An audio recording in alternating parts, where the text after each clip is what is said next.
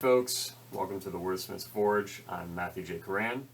Today's going to be a relatively short one. I'm just going to talk about a video series I plan on doing in the near future here. In fact, the next video is going to be video one in it. It's going to be going over the various themes and ideas behind the Breathsinger saga, book one particularly, Heir to Song and Sword. And I'm excited because I think it's going to be a very fun exercise for both the readers and viewers and for me. Because there's a lot of ideas you can explore in your book, whether it's in the overall plot of the story or even in individual characters, the things they do, the way they think. And even as an author, you have to have a little bit of an idea of, what you're writing about in terms of like the philosophies and mindset behind it. A lot of authors will say like they don't really have one, like they just write a story, it's entertaining, but no, there's some ideology driving it, even if you're not aware of it, and you don't want it to come across as preachy or anything. Like, you want it to be an entertaining story, but there's some ethic behind it. Like you can have a story where someone gets murdered and it's understood by the characters that murder is wrong. And that idea comes from something. It comes from an ideology, whether you realize it or not. And so I like to it's really fun for me to explore those kinds of things, even within my own work, because a lot of times I write something and I tap into ideas that I don't even realize at the time I'm tapping into, and so it's fun for me to go back and kind of explore it. And so next video I'm going to be going over chapters 1 and 2 of Heir to Song and Sword, which are going to deal with the concept of reaping what you sow. And it follows the main character, who's a gardener, for those of you who haven't read it, and there's a lot of things in the natural world that you can learn just by gardening. That's actually how I started to get into writing, was gardening back in 2020, because the world practically shut down. And I had a job lined up because that was the year I graduated college. And so I had been working as part-time as an intern for this company for years. And right up to the point where I graduated, I was slated to start full-time. But they temporarily laid me off until August, for whatever reason with COVID-19. But that gave me 3 whole months to do pretty much whatever I wanted. And I was kind of bummed at the time, because I wanted to just start working, but I decided to make the most of it, and I started to get into gardening. And when you can just spend some time just connected to nature, not really doing much else, like I was doing that in some custodial work for my local church. There's a lot you can learn.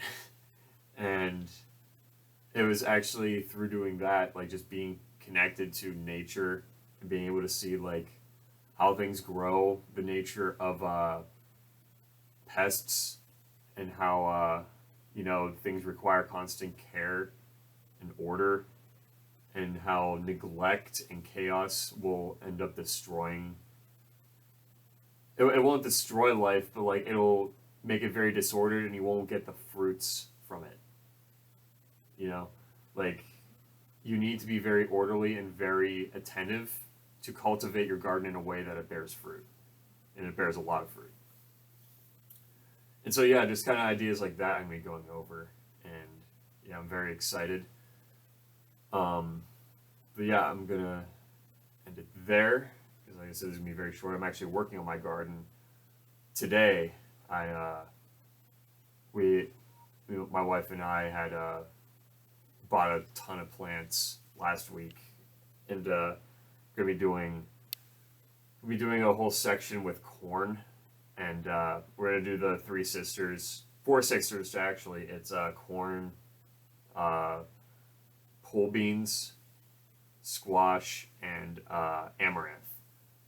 And for those of you who don't know, when you plant corn, it grows up vertically like a stalk, obviously. And when you plant the pole beans, the beans will naturally wrap around the corn stalks, which does two things for the corn. It braces it, because one thing that's a problem, depending on where you live, you can get windstorms coming through that can knock down your corn stalks. And when you have like an array of like vines from a bean plant, wrapping around different stalks of corn, and then they have their roots dug in, it actually helps to like brace everything. It's the equivalent of like physically holding your corn stalks down. And so that's a good way to keep your corn stalks safe. It gives something for the beans to grow around, and so it makes harvesting the beans really easy. You can just pick them off. They're just sitting there, and like people will get like trellises for beans, but like why not just use other plants as trellises, And so we'll be doing that, and then the squash, you plant it. So I do acorn squash specifically, but it like creeps along the soil, so it keeps weeds down. And squash tends to do well in shaded areas. It doesn't require a whole lot of sunlight, so you don't have to worry about it getting snuffed out by the corn, because the corn gets so tall. Like the squash can really thrive. And then like when you're harvesting, you just randomly pick like big acorn squashes, and they can be really delicious.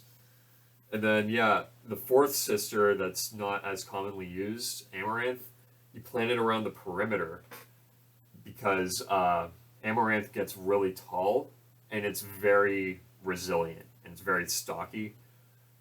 And basically you do it to shield it from pests, whether it's deer or bugs, because it grows up in big stalks, and like it has very protein rich leaves, and the deer will eat on the leaves, and sometimes even the stalk of the plant. Like I've had a deer literally just eat the entire head of the amaranth and leave just like a chewed up stalk sticking on the ground.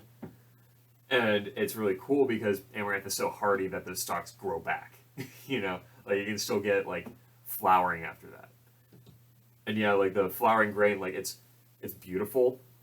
For one, like it's just beautiful to look at, but it's also a gluten-free. It's not really a grain. It's what they call a pseudo grain. It's a gluten-free alternative. You can make like breads out of it. You can like grind it up, make amaranth flour. It's a little bit of a hassle to separate the seeds from the flowers, but that's one thing you can do with it. It just make great fall decorations. You can use the leaves for salads. The leaves are edible, very rich in protein, as I said. So that's one part of the garden we're doing. We're also doing a crap load of zucchinis, tomatoes, all that fun stuff. So gonna be tending to my garden, and next video I'm gonna talk about Sim tending to his garden and all of the ideas that can go into that. But until next time, take care and God bless.